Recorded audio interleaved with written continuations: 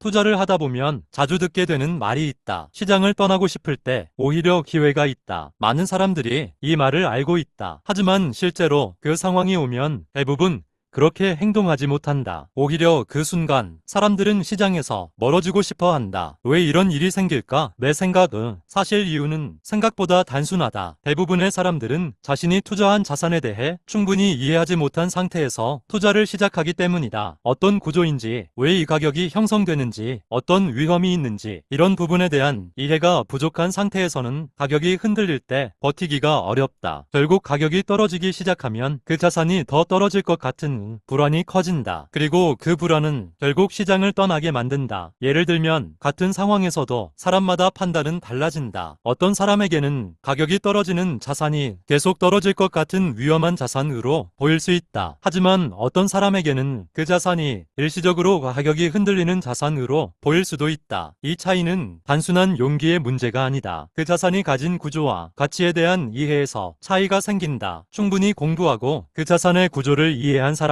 가격이 흔들려도 조금 더 차분하게 판단할 수 있다. 반대로 이해가 부족한 상태에서는 가격의 움직임 자체가 큰 공포로 느껴질 수밖에 없다. 그래서 어떻게 해야 할까? 투자에서 중요한 것은 단순히 가격을 보는 것이 아니다. 그 자산이 어떤 구조로 움직이는지, 어떤 상황에서 위험이 커지는지, 어떤 상황에서 기회가 생기는지 이런 부분을 천천히 이해하는 과정이 필요하다. 그래야 시장이 흔들릴 때도 조금 더 냉정하게 판단할 수 있기 때문이다. 투자에서 결국 리스크를 감당할 수 있는 힘은 용기에서 나오는 것이 아니라 이해에서 나온다. 결론은 시장을 떠나고 싶을 때 기회가 있다는 말은 많은 사람들이 알고 있는 이야기다. 하지만 실제로 그렇게 행동하는 사람은 많지 않다. 그 이유는 단순히 용기가 부족해서가 아니라 그 자산에 대한 이해와 기준이 충분히 만들어지지 않았기 때문이다. 그래서 투자에서 가장 먼저 필요한 것은 어떤 자산이 얼마나 오를지 맞추는 것이 아니라 그 자산을 얼마나 이해하고 있는지 스스로에게 묻는 과정일지도 모른다. 나는